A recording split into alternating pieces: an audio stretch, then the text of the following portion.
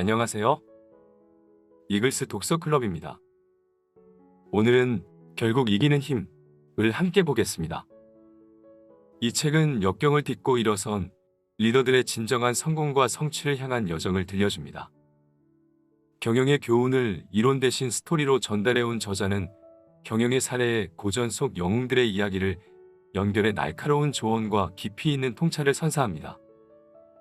우리 삶을 영웅 신화에 빗대어 본다면 삶의 모든 순간을 더 의미 있게 받아들일 수 있다는 메시지를 전하며 스스로를 격려하며 한 걸음 더 나아갈 수 있도록 이끌어줍니다.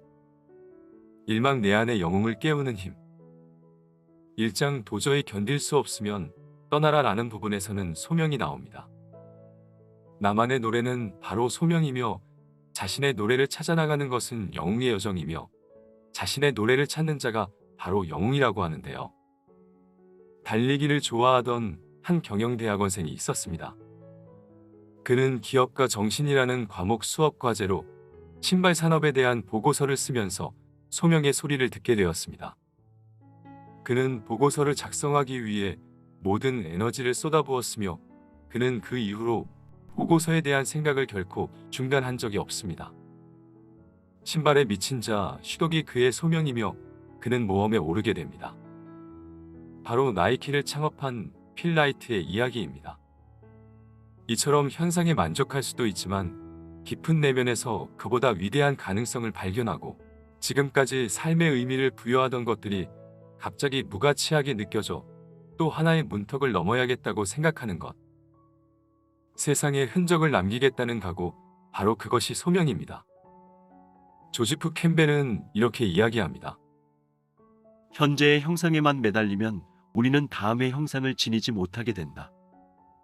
계란을 깨뜨리지 않고서 오믈렛을 만들 수 있겠는가? 바로 우리에게 소명이 필요한 이유입니다.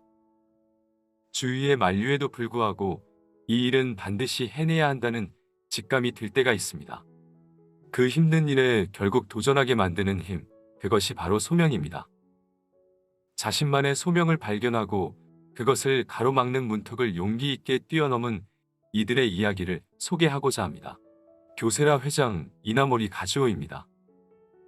그는 우리는 왜 무엇을 위해 일하는가 라는 질문을 던집니다. 무엇을 할까에 집중해서 살다 보면 정작 왜 이 일을 하고 왜 이 일을 시작했는지에 대해서 생각하지 않는 경우가 많습니다. 여러 가지 대답을 할 수 있겠지만 이나모리 가즈오는 우리는 결국 내면을 키우기 위해 삶의 보람을 찾기 위해서 일을 하는 것이라고 답합니다. 최고의 즐거움은 일에서 얻을 수 있으며 공헌감을 얻기 위해서이고 이를 통해 우리는 다른 사람의 삶에 긍정적인 영향을 미치며 나의 잠재력을 끄집어낼 수 있습니다. 또한 그는 좋아하는 일을 찾기보다는 주어진 일을 사랑하라라고 전합니다. 내가 좋아하는 일을 해야 보람도 느끼고 기쁨도 느낄 텐데 지금 하는 일이 좋아하지 않는 일이라면 어떻게 하죠?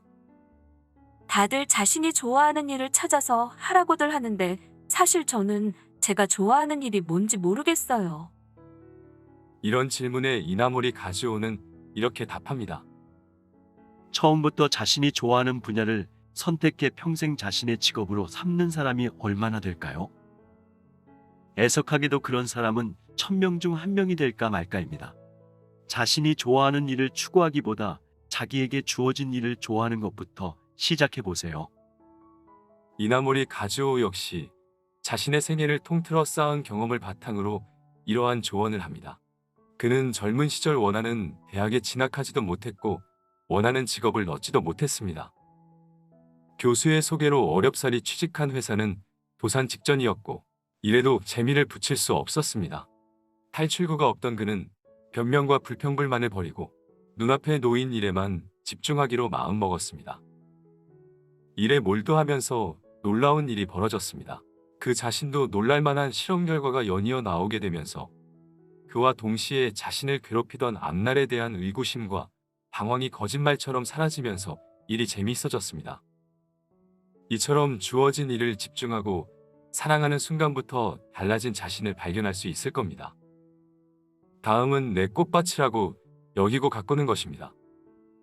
좋아하는 일을 찾기보다 지금 하는 일을 좋아하려고 노력하는 것이 우선이며 그러기 위해서는 남의 기준에 얽매이지 않고 스스로 기준을 세워야 합니다. 지시하는 대로만 일하지 마라. 끌려다녀서는 절대 아무 일도 제대로 해내지 못하며 설령 일을 마무리했다 해도 만족감을 느끼지 못한다. 일터가 남의 꽃밭이라고 생각하면 재미가 없고 잡초를 뽑고 퇴비를 줘도 마음이 시들해지지만 내 꽃밭이라 생각하면 즐거워집니다. 우리의 마음 깊은 곳에 노래가 있습니다. 그 노래는 과거에도 있었고 지금도 있고 앞으로도 있을 것입니다. 지금은 들리지 않을 수 있겠지만 무언가를 하고 싶은 욕구가 고개를 드는 순간 비로소 마음 깊은 곳에 노래가 되살아나 울려 퍼집니다. 우리는 마음의 노래를 잃고 살아가게 됩니다. 어릴 때는 누구나 예술가였고 누가 시키지 않아도 하고 싶은 일들이 많았습니다. 그러나 커가면서 우리 마음의 노래는 다른 사람들의 시선과 관점에 위축되어 버리고 점차 시들고 힘을 잃어 마음 깊은 곳으로 숨어버렸습니다. 소설가 김영하는 초등학교 시절 경복궁에 갔을 때 경회루를 그리는 과제를 받았습니다. 김영하는 도화지를 검은색으로 칠하고 있었고 어떤 것을 그리고 있냐는 선생님의 질문에 깊은 밤중에 나무 위에 앉아있는 까마귀를 그립니다 라고 답했습니다. 그때 선생님은 그를 불러내 벌을 주었고 김영하의 마음의 노래는 세상에 고개를 내밀려다가 쑥 들어가 버렸다고 합니다. 그렇기 때문에 김영하 작가는 지금 당장 자신의 노래를 시작하라라고 말합니다. 잘 쓰려고 하지 말고 자기 즐거움을 위해 써라. 글쓰기가 즐겁다면 그것은 글쓰기가 우리를 해방시키기 때문이다. 중요한 것은 자기를 억압하고 있는 것들에 대해 자유롭게 발언하는 것이다. 마음의 노래를 찾기 위해서는 남의 시선에서 보다 자유로울 필요가 있습니다. 토크쇼의 왕 오프라 윈프리는 자신이 노라고 하면 다른 사람들이 자신을 거부할까봐 늘 두려웠다고 고백했습니다. 다른 사람들이 당신에 대해 어떻게 생각하는지를 걱정하는 한 당신은 그들에게 소유된 셈이다. 외부의 승인을 필요로 하지 않을 때 비로소 당신은 스스로의 주인이 될 수 있다. 라는 말에 용기를 얻었다고 합니다. 외부의 시선과 내면의 목소리, 어느 쪽에 중점을 둘 것인가? 이것이 인생에서 가장 중요한 선택일 것입니다. 오늘은 나만의 노래, 소명을 찾아 내 안의 소리를 귀 기울이는 하루 되시길 바랍니다. 이것으로 독서클럽 마치도록 하겠습니다. 감사합니다.